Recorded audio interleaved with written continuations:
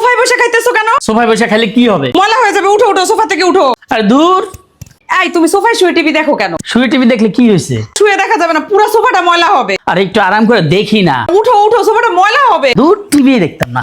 এই চা দাও তো, আমার কিছু বন্ধু আসছে। কিন্তু তোমার বন্ধুদের কই বসাইছো? কই আবার ড্রয়িং রুমের সোফায়। সোফায় কেন? সবাই মিলে ময়লা করে ফেলবা, অন্য রুমে নিয়ে বসাও প্লিজ। যাইতেছি যাইতেছি। আরে ভাবি আসেন, আমার রুমে আসেন, সোফার রুমে তো গরম, আসেন এই রুমে বসি। কাউরে সোফায় বসতে দিবেন, এটা কোনো কথা? একটা ব্যবস্থা তো করাই লাগে।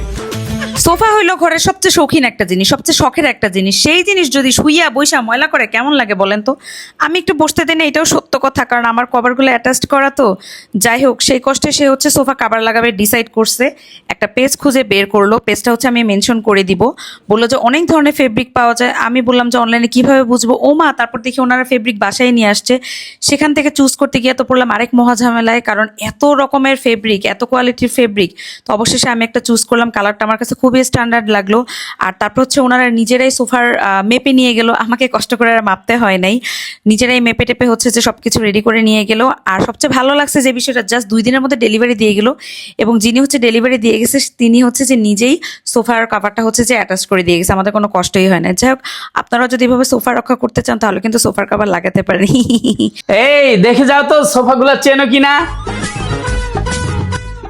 দেখি দেখি, এই ভালোই তো লাগতেছে, কেমন জানি নতুন সোফা লাগতেছে।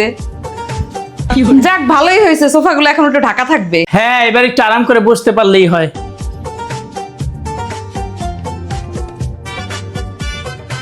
এই সোফায় বসে কি করো তোমরা? কারণ খাইতেছে তো সোফায় কেন? এখন তো কাবার লাগান। আরে তাতে কি?